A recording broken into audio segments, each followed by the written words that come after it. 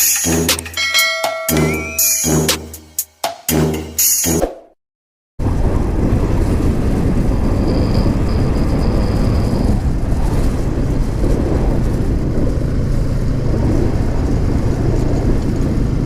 recording tayo mga kamoto. Yo, what's up mga kamoto? Kumusta naman kayo? Yun, pauwi na tayo ng Maynila na naman. Galing tayo ng Infante Quezon. Nandito tayo sa may Real na to. Kay Loloron. Dito tayo sa may punta na ng Mahaba at Kapalong to.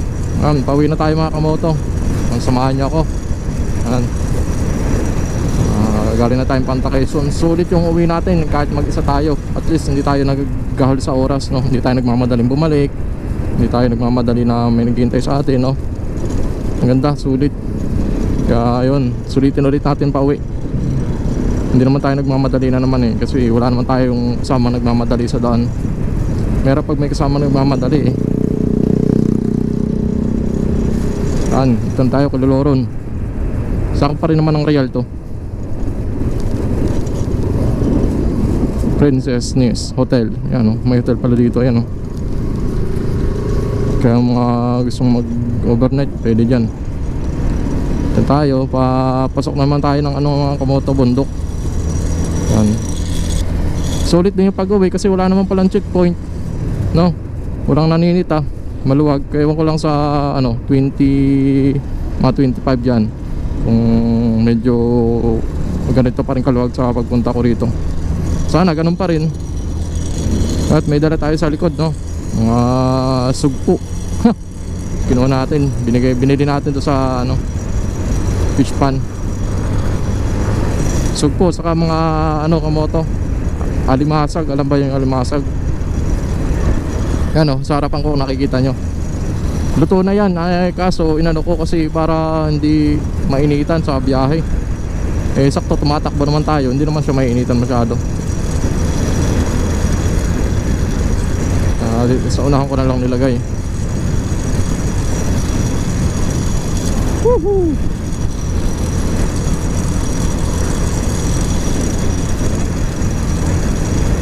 Umalis tayo doon 11:30 na ata o 11:40. Ay 11:50 na. 11:50 na tayo umalis. Iwan ko kung anong oras tayo makakarating. Hindi naman tayo nagmamadali. Tamang takbo lang tayo mga kamoto. Hindi naman tayo maubusan ng daan eh. Tamang takbo lang. Yan mga kamoto, yung alimasag kung nakikita nyo.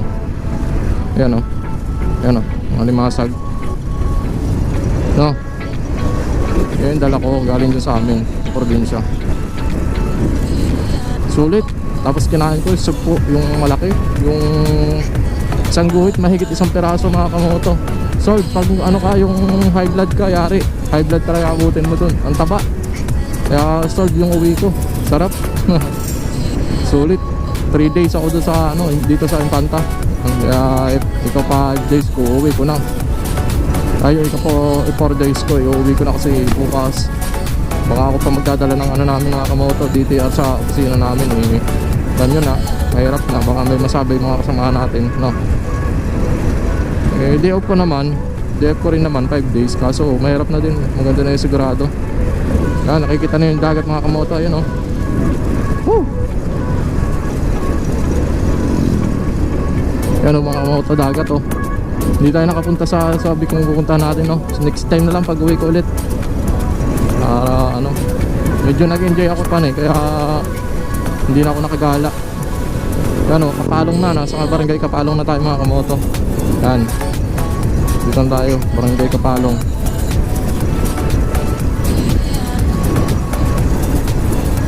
Hindi uso dito mga kamoto yung helmet sa probinsyang to, no? Kahit nasa bayan ka nga wala pa rin silang helmet pero dapat may helmet, no? Kasi mahirap din yung walang helmet hindi mo akalain yung mga aksidente mangyayari sa kalsada, no? Kahit sabihin nag-iingat tayo mahirap talaga yung walang helmet. Yan mga kamoto, kitaan nyo ba yung dagat? Dagat yan mga kamoto sarap dyan. Kaso mabato dyan, dun sa kabila kasi mga kamoto yung walang batong dagat sa may binulasan banda. Hindi kaya matanggal yung tali natin ba? Hindi naman siguro. May timba ako sa likod mga kamote eh. May sugpo na may yelo. Sarap nun. Ha. So hanggang sinulit ko yung mga pag-uwi natin, no. Maganda yung kainan natin dun. Sana pwede pang umuwi sa susunod kong day off para uwi ulit tayo mga kamoto. Woo! Yun, magkagala-gala na tayo nun. Sama natin yung OBR natin. At mamaya off natin yung camera natin. Update na lang mga kamoto kung nasa na tayong lugar. So ngayon, nandito tayo sa may Kapalong to. Uy, ano yung pag uusok? Tanghaling tapat may pag. Usok to, usok. Yan o. May sigaro no. Yan ang pag ng pag ng usok. Yan dagat o mga kamoto. Di ko maiwasan na umibig sa'yo. Araw ba to? Okay naman tumakbo at humatak yung natin ngayon O sadyang nung pag-uwi natin pa rito masikip lang talaga yung brake pad natin kaya medyo may sabit. Hindi makaikot na maayos yung gulong. Ayun ang gagat.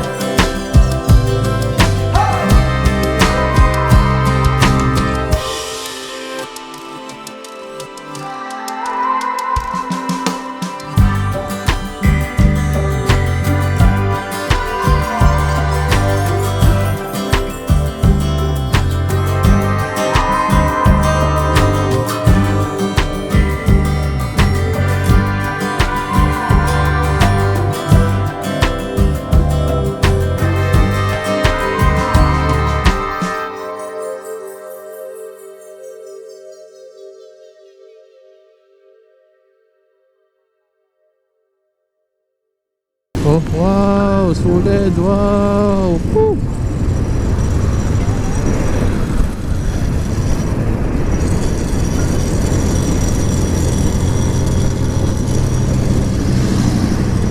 Ano, sulit, wow. Woo. Falls, wow.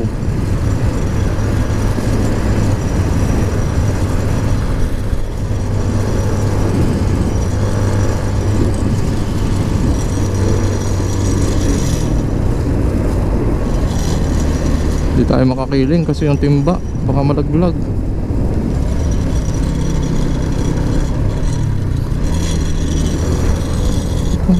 ingin ng ano natin, lagay ng CP holder, bangkingan. Grabe yan. Sana hindi masira yung ano natin, dala natin ano.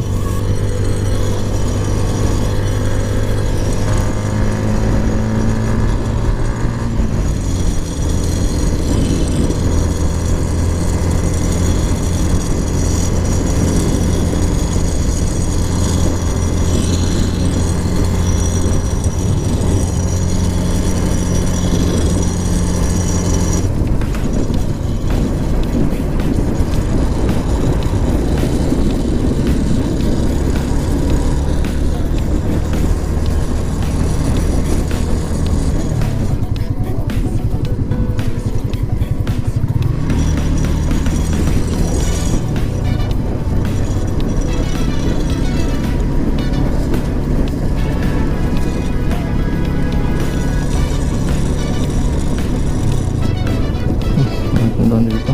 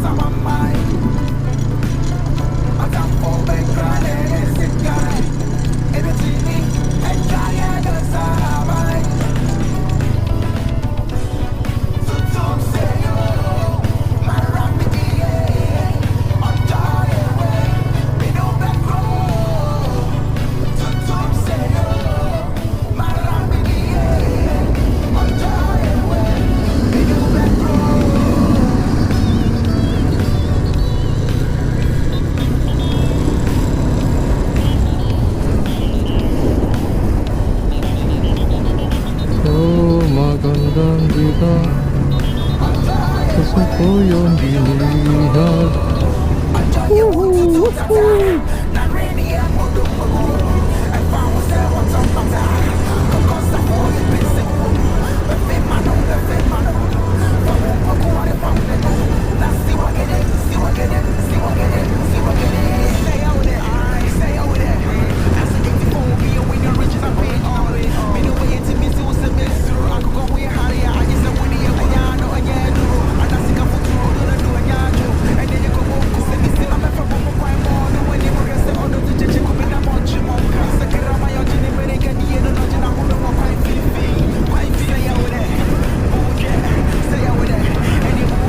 Pinyata sa may lubak ko.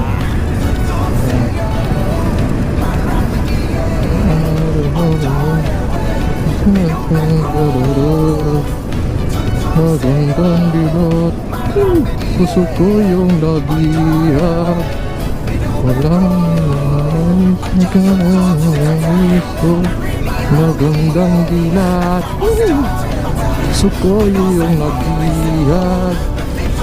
Wala nang ninanais na kaya. Lagyan farm siguro to. Yan o. Farm ng mga prutas o gulay, no? Kasi malamig dito mga kamoto pag pag tanghali. Ay pag umaga. Ang malamig pa ang hangin dito sa bundok na to. tayong nais magandang dilat. Araw ka gabi mo yung pinapansin. Na pabangking-bangking ang iyong nga. Mo yung usag natin, mainit kasing panahon.